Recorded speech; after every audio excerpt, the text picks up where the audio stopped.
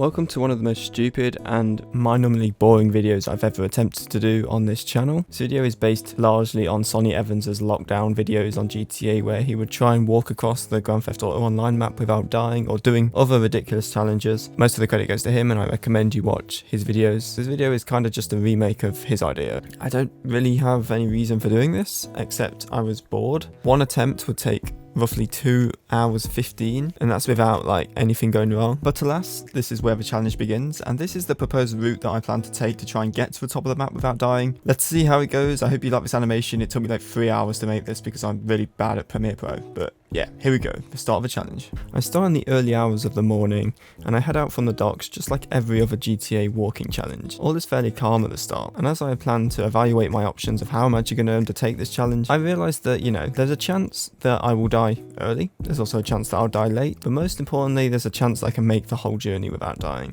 And that's what I really set my mind to as I began this long and tiresome challenge. And all was going fairly well. I managed to make it out of the docks without any hiccups, and no one had come to kill me straight away, which is a good sign. However, as I crossed over the river, I managed to get a 2-star wanted level. I don't really know what I did. I guess walking is a crime, and I really thought this was going to be the end of the first attempt because I couldn't even walk anymore. The game was forcing me to run. And the police were just shooting at me, and then I realised that maybe I can get out of this if I jump in the water or something. So as a last ditch attempt at saving this run, I jumped into the water and began to swim to the other side of the island, and surprisingly this worked. The police just lost me, and I managed to swim all the way, climb up a ladder, and I managed to lose my wanted level. I was a bit shut up and the weather had turned to rain, but apart from that we were all good. And as I headed up Grove Street, I remembered all of the fun memories I had on San Andreas or just GTA 5 online before I started doing dumb stuff like this, and I thought now is no better time to pay homage to Sonny Evans' Sprunk Stop as I headed to one of the most iconic gas stations I could do with a little Sprunk Stop myself. I also thought this would be a good idea to change into some better clothes because, well, there were bullet holes and it was all soaking wet and stuff, so we got that fresh drip and headed back out onto this damn long challenge. After my little pit stop, I headed back out into the city, and nightfall was beginning to begin. I mean, it was still the evening, but this evening, let me tell you, brought some of the most cinematic and aesthetically pleasing sunsets I've seen in this game, and you really only appreciate that when you're in Rockstar Editor going at such a slow pace that the only real entertaining thing to look at is the scenery around you. And thankfully, because I was just walking, I didn't have any real dangers. As we headed down south towards the beach, I did hear some gunfire nearby, and I think I saw a mercenary's car drive past, which is never a good sign. And shortly after, civilians started to run and panic, which meant that danger was nearby anyway. And my worries were confirmed when I looked on the minimap and saw that there was a player coming towards me. I decided to take the evasive maneuver of jumping down into the Los Santos canals just to try and divert the attention away from me. Thankfully, this player didn't seem to be interested in me. He sort of went to my area, got in his car and drove away, and I was let off the hook yet again. To be honest, I don't know how I've managed to get away with so many encounters, especially in GTA Online, but we headed towards the coast, and eventually we managed to pass a nightclub, which in hindsight wasn't a great idea because people could have easily drove past here to do business work or something. But this walk, let me tell you, was one of the longest parts of this journey. You don't really realise how long this part of the map is until you actually take on this stupidly long challenge. But as I carried on my walk along the pier, there was a dogfight between a fighter jet and some poor soul in some old World War II plane or something. Thankfully, that dogfight took place a little further away than where I position, and I was able to just sort of observe it and sort of see how it panned out. And I thought that would be the end of my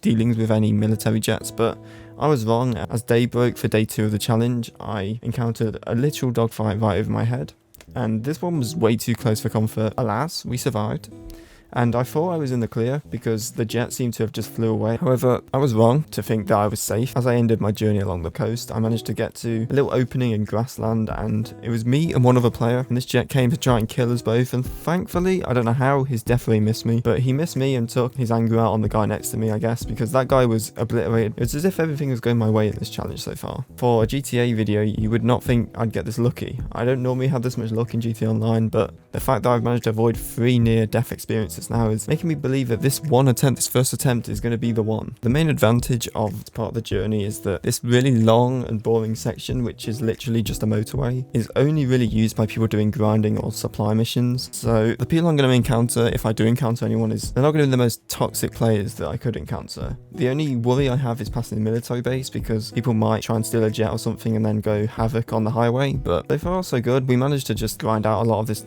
long journey without really any interference or anything. I managed to make it all the way to another shop, and I thought, why not get another homage to the Spunk Stop special? But as I went in there, I found out that there wasn't even a vending machine, so I left pretty disappointed, carried on my journey, and really shortly after this actually, a guy in passive mode rolled up, and I think he thought I wanted a lift or something. Maybe he had been observing me from a distance, I don't really know. He sort of just left me and went about his day, which I'm all for really. I didn't have much more encounters throughout the rest of his day. Most of his day was spent just walking along the highway, and nightfall quickly came by and I saw another great sunset as the sun sort of made this beautiful orangey purple colour towards where the ocean was. Just as I was relaxing and enjoying the view as I carried on my long journey, a guy in a weaponized Ignis rolls up, and I didn't realise this guy was here at first. It seemed like he was sort of watching what I was doing, a bit confused, but after getting a bit too invested in what I was doing, he decided to come over and run me over, and at this point I was like, this is it, this is where I die for my first attempt, because he could easily kill me just by running me over. But he sort of backed off, and as I panicked and hid in a bush with a gun, he sort of just observed me again. He sort of just wanted to like mess with me, I guess. After he realized that I was not interested in anything or interested in killing him, he just left me be, and I really thought that I'd escaped. You know, this was too good to be true. How have I managed to get through so many encounters? The most damaging thing that happened to me was the police incident at the start of the run. This whole challenge has just been luck. At this point I was talking to my friends, saying how I was like half an hour away from doing this stupid challenge, when another player rocked up, but thankfully this guy had no interest in me and just zoomed past me, not even batting an eye. As we entered day 3 of this challenge, I was feeling very, very optimistic that I could do this challenge in one take, and I could prove to the world that the GTA community is not as toxic as, at least it was back in 2020 anyway. But this last part of the journey was by far the longest. Eventually I managed to get to sort of the final like 10 minutes of my journey, and at this point my friend Ed decided to jump on and sort of celebrate and follow me, I guess, as like a little companion, which I was kind of thankful for, but was worried that he could mess things up, and by mess things up, he did just that. As I was entering the final like 5 minutes of my journey, he decided to put a 9k bounty on me. Easily could have got me killed straight off at the very end, because I know what people are like when they see a 9k bounty. Even if they're millionaires, they'll come and hunt you down for that sweet 9k. Luckily, no one did that, and I managed to make it to the final stretch, the final cliff, and I was like, as long as I can get down this cliff properly, I can get on the beach, we're all good, we're not gonna die. Yeah, we managed to make it onto the beach, and it was just me and Ed at the moment. Eddie was kind of trolling me a bit,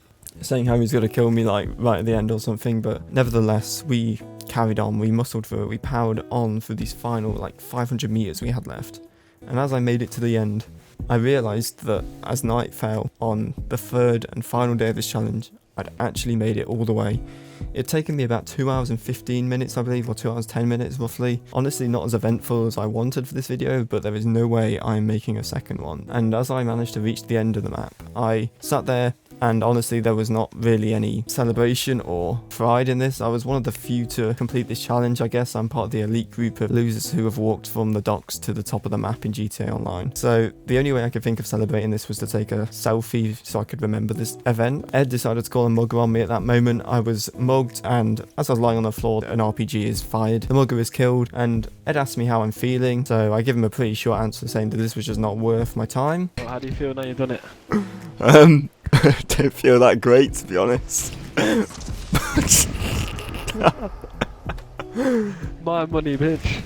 Ed then immediately shoots me in the head and ends the challenge, I guess. On reflection, this was a massive waste of time. If you enjoyed this video, you should definitely subscribe and like for more, and put me through more grueling challenges like this. Be sure to comment them below, but my advice is do not do this. This isn't worth the thrill or time. This was the biggest waste of time of my life. I could have done so much more, and it sucks, it's boring, and yeah, do not do this challenge.